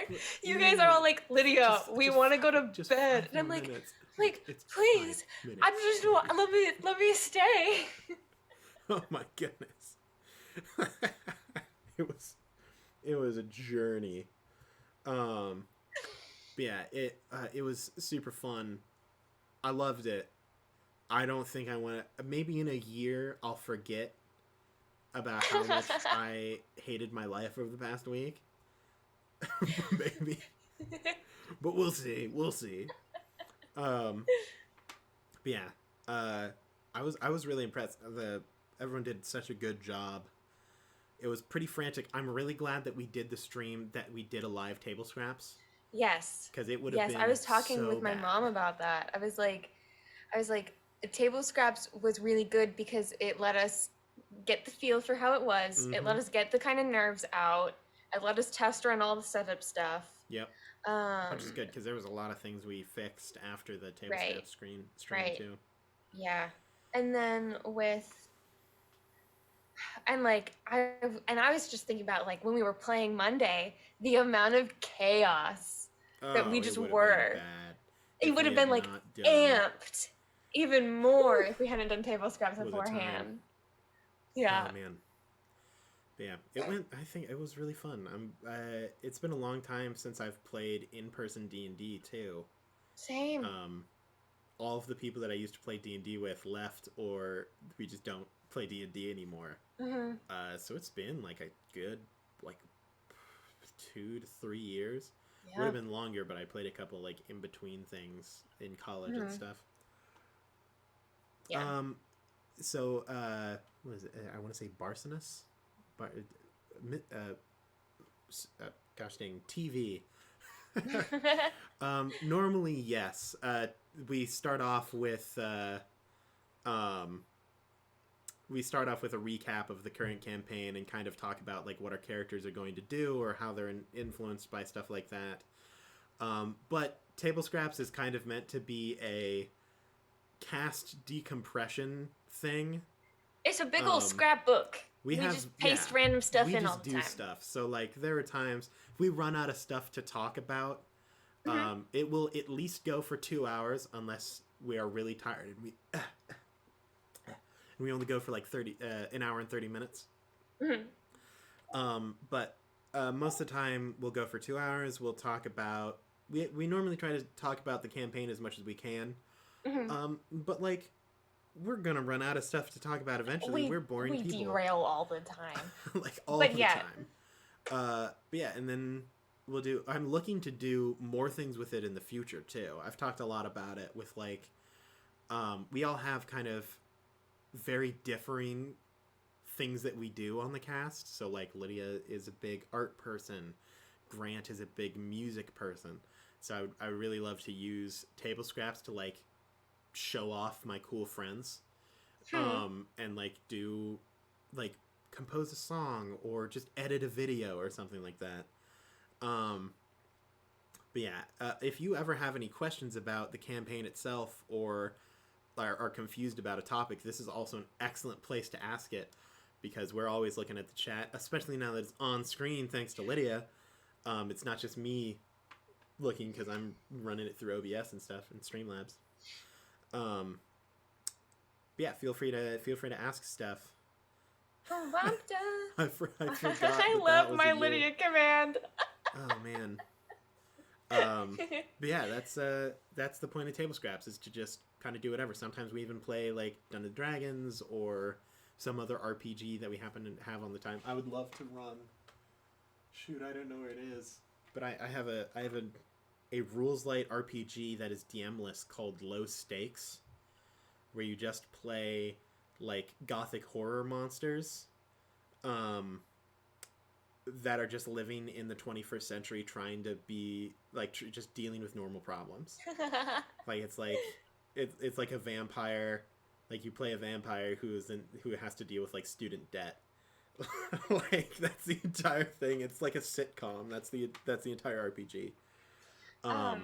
Yeah, sometimes we'll play like Vicen or something like that. It would be super awesome. The campaign has gone through a lot of It's hard for me to recommend people to start watching the campaign from the start. Right. It's so cringe for me to watch. I feel the same way. I think I'm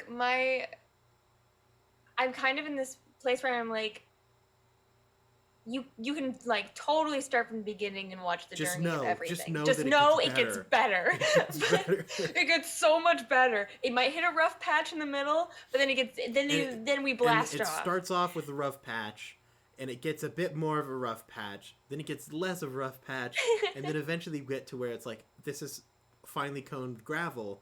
Then you get to a place where it's like, this could maybe be concrete. So like and then another thing with it is for where we are in the story right now has like so little to do with like where we started. Oh yeah. So I'm like I always want to be like start at episode 50. Ooh, If starting you with want the it's pirate like arc, that's a bold no place no to no no no no no start. no. 50 is like right at the end of the pirate arc. Okay, It's that's right when acceptable. 50 is right when we start, right when we arrive at like the border. 50 is the start of the new arc we are on. There's obviously going to be stuff that references back to other stuff, but if you want to be like active in watching us live and like caught up and like not be worried about spoilers and things like we do that, have that like kind of recap episode. yeah, that 50 ended, which was 50, I yeah. think. Yeah.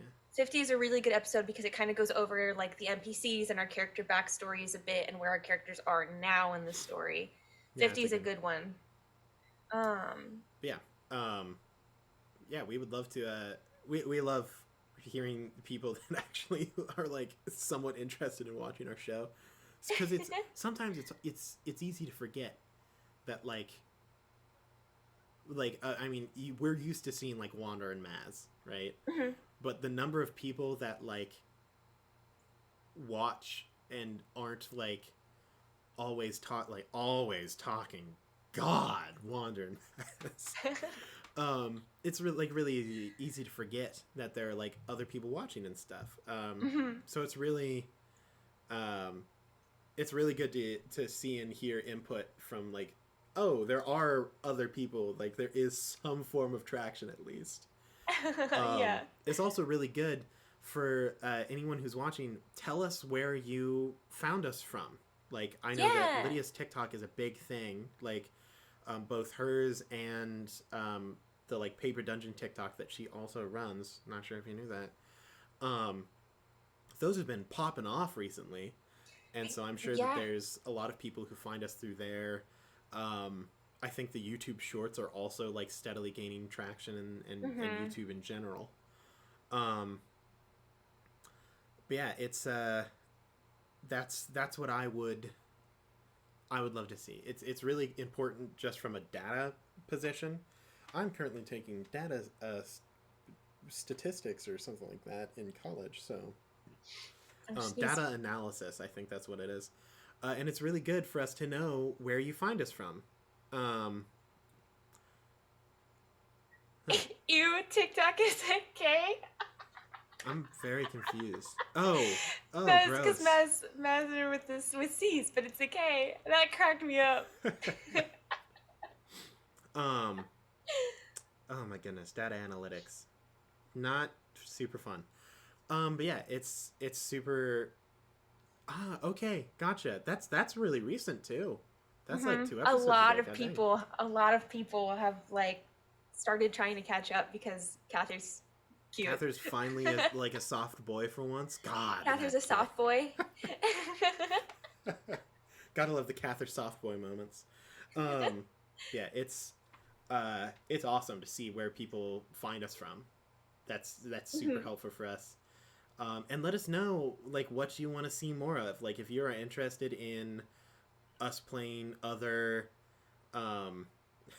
RPGs, if you want more like of a specific like topic, or just tell us what you like and we will double down. Like we love doing what other people love us to do. That is like one of our favorite things. Obviously we can't let you can't control us. But like to an extent, like especially once it comes to like side campaigns and stuff, if you are interested in like a certain Maz, you don't get to request that. That's the one thing you don't get to request. We let the Boggle die. No. Maybe in like 10 years I can do a redraw of Boggle and it'll be like super in depth and like shaded, be a 8-hour Boggle stream. But not for like another. Let me be free of this hell. Let me be for free. some amount of years. Let me live. No. And let it die. For those of you who don't know what the Boggle is, good. For those of you who don't know what the boggle is, we did an episode of Table Scraps where we were drawing monsters and we had to draw them from like memory or based off the description, and I wanted Aaron to draw a boggle, and so he did, and it is the best thing that has ever been created in all of existence. It's so bad. The tush. It's so bad. It's on our Discord. If there was any one thing that I could erase in existence, it is in the art channel. I would erase Actually, the boggle. I'm gonna go and reply to it so people will know where it's at. I will kick you from the Discord. No, you won't. I will. Well, you can't. I'm the Paper Dungeon on Discord. I will find you. I will learn how to hack for the explicit purpose. Yes, Wonder did it. Deleting the boggle. I'm looking at him. God, kill it with fire. I hate it so much. I have not hated a thing that I have drawn more than the boggle. It upsets me. It's like a visceral reaction. Tabitha was great. Tabitha's is a good, cute little art piece that's just fun and nice and good. The boggle is a hell demon and not even a good one. It's like a cursed Dobby that gosh dang fell through the mirror dimension. It's horrible and deserves death.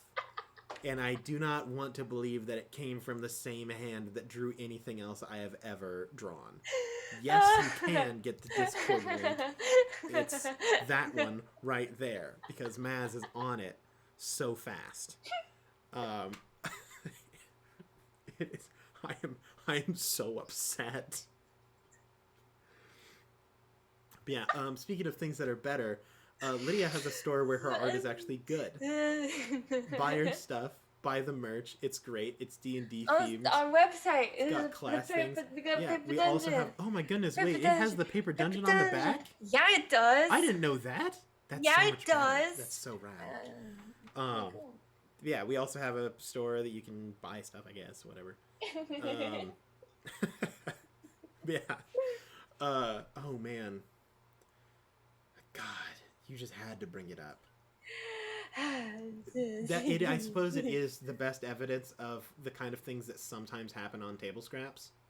Yeah. I hope that it never happens again. Anywhere. It's a good one. It's a good one. But yeah, I mean, so I'll be 100% honest, Lydia. It's been an hour 56 minutes. I have something. You have a thing? We can talk about. What do you have? Yeah. Camp Cryptids. Ooh, hot dang.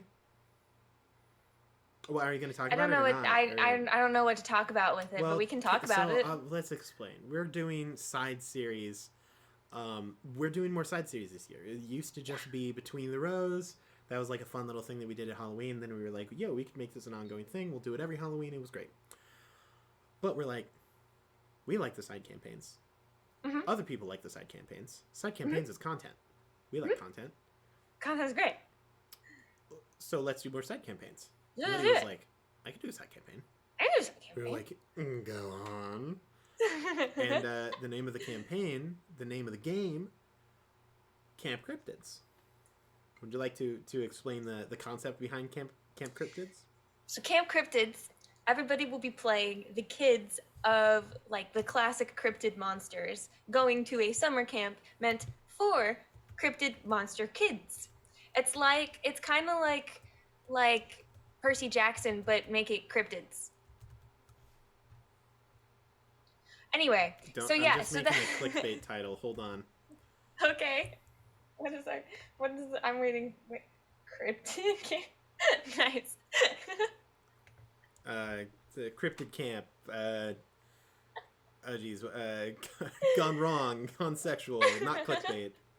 No, but yeah. So it's gonna be like this. Like they figured out their characters this past week when we built them, and like the thing is it's technically D&D, but it's not D&D at the same time. I'm concerned.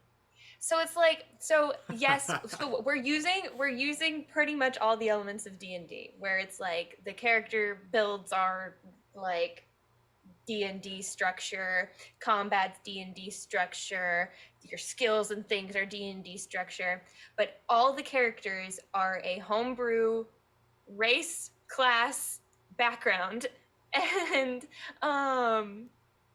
so everybody has their own individual like homebrew stuff they're getting specifically for their cryptid and things like that they will get to use. And it'll be it it won't it's not like classic adventure, did we fight the monsters and things like that. It's gonna have like a little bit of mystery to it.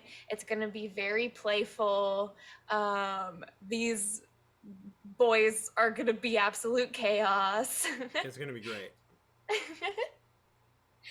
But it's D&D Lydia edition is what it is, 100%.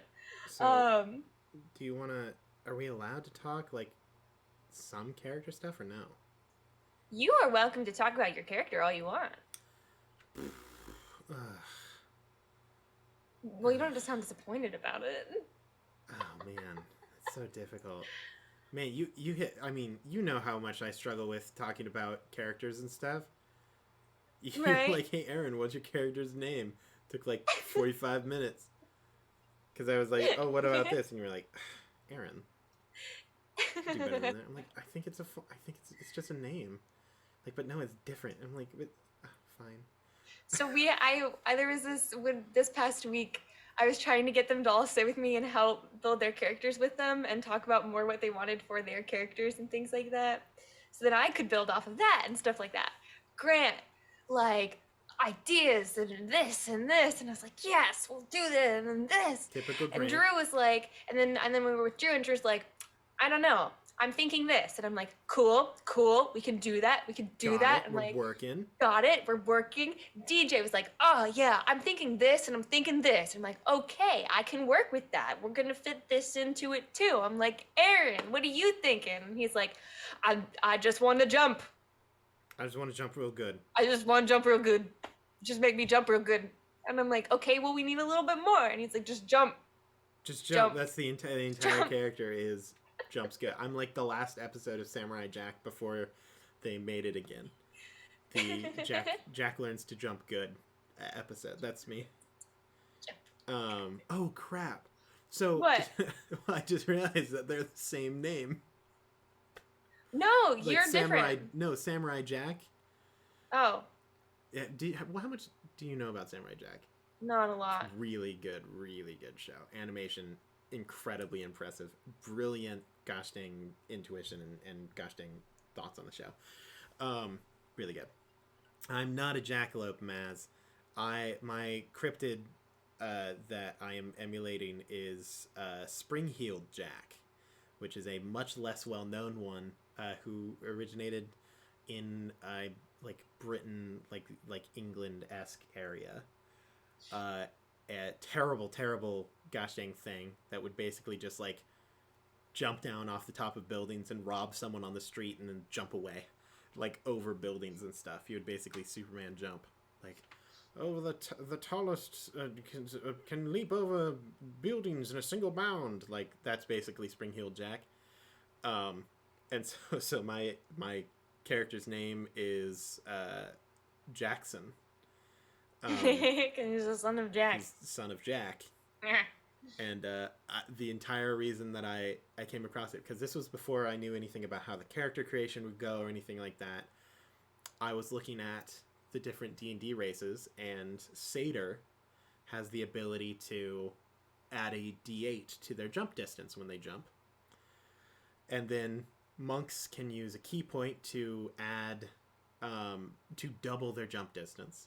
And then the spell jump triples your jump distance. So I was like, with a 20 in strength, if I roll an 8 on my D8 for my jump distance, I go 28 feet, multiply that by 2, so 56 feet, and then multiply that by 3, which is 4, 15, 174 feet. Which is just a real long way to jump. And I was like, I just want to jump good. Jump so far, I just want to jump good. I want a good jump. And then I stumbled across that one in like in actually a Kickstarter that I backed a while ago, has a bunch of cryptid stuff in it, and that Spring Heel Jack was on the list, and I was like, oh, what's this? And I looked it up, and I did some of my own research, and I'm like, this would be such a good, like, for Camp Cryptid, and I get to jump real good. Then Lydia goes and asks me a bunch of questions beyond how far can you jump, and I'm like, I don't know. I'd come up with a name for this. I just want to jump good. I just want to jump real good. Come on, good jump. So that was a time. Yeah. I'm excited. It's going to be a lot of fun. It's going to be a lot of fun. I love, because the last time that you DM'd for us was for the Valentine's Day one-shot. Yeah. Which I am still immensely impressed with. Really? Yes. I told you when it was when we finished it that I was impressed with it. Yeah. Puzzles ain't easy, Lydia. As someone who's DM'd for a very long time. But the Valentine's Day one shot did not encompass. I don't think it encompassed my DMing skills well. Because I was very nervous, and I couldn't care less, because that means that, gosh dang, if we liked it when you weren't at your best, bro. Camp Crypt is gonna be fun. Like, I'm so excited. It was crazy. Your ability to do, I mean, your puzzles blew my mind. I love puzzles. Because they weren't necessarily difficult. That's the thing, right? Some people can make really good puzzles that are really hard, which suck. If a puzzle takes you 5 hours to figure out, right, you don't do anything else in a session. Yeah. And it's expected that you get through that. Like, most puzzles have like a timed feature to them. And so that's just not good. So you want a puzzle that is like clever, but not like super long-winded, accomplishes a goal, and relates to the story at hand, which every single one of your puzzles did, because that was basically the whole. Yeah, it was just puzzles. Thing. Like it was like Wizard of the Coast book level puzzles. And you had a combat really well done for D&D. But the point of the combat was not to fight them. The combat was a puzzle. Yeah. It was a puzzle. It was great. Yeah, it was a puzzle. And let me tell you, at the start of that combat, my brain was like, there's a toy chest and there's toys scattered around. The point of this is to get the toys into the chest. I'm playing a rogue who is also a criminal and stabs things. I'm an idiot. This is my biggest problem. I'm so excited to eventually play a character who is not dumb. Because, like, Track's not dumb, but like, it's not in his nature to do stuff like that. And so I'm sitting here with my vast knowledge of Dungeons and Dragons, and I'm like, I can't employ any of this. Well, and the thing with me and DMing is I have a really hard time with combat specifically because I'm not good at describing these big, like you and DJ are amazing at making you, like, the players feel really cool when they do something in combat. I can't do that.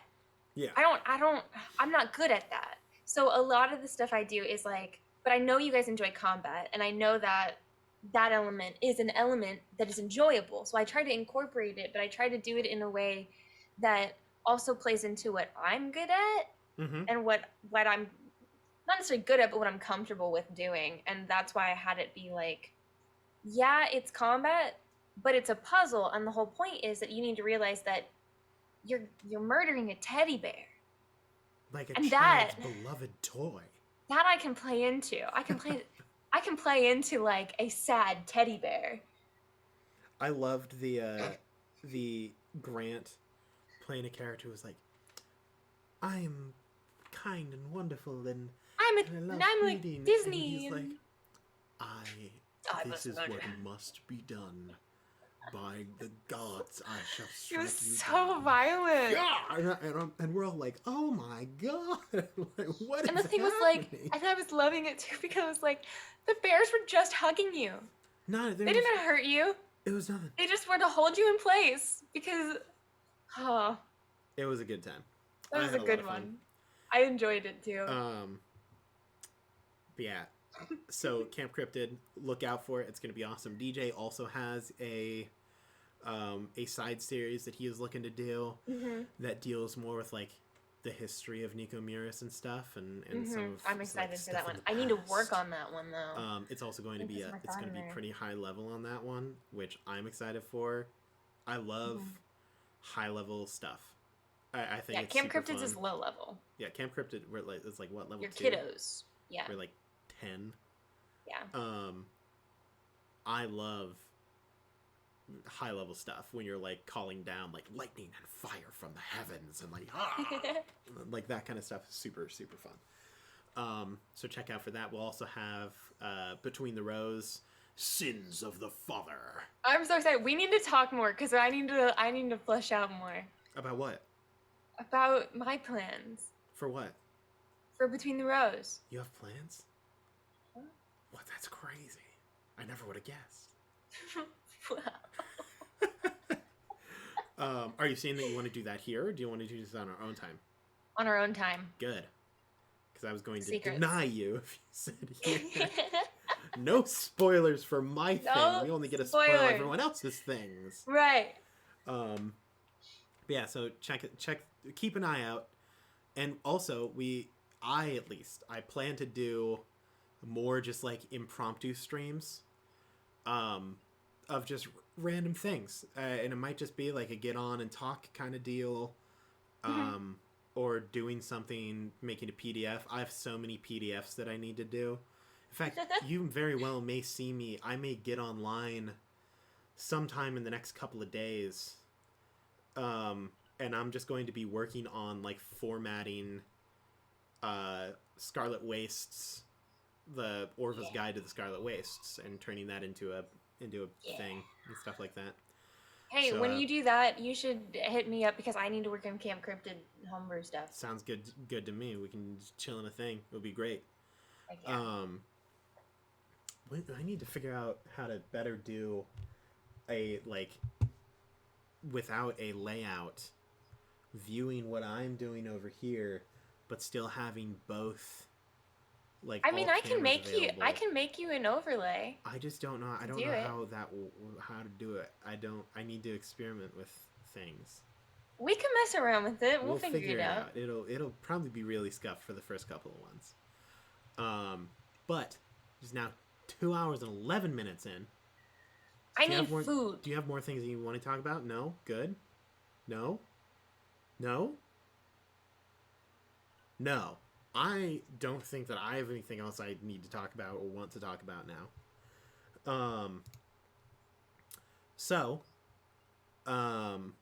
One last time, I'm contractually obligated to plug Instagram, Twitter, TikTok, Discord, our website, Lydia's website.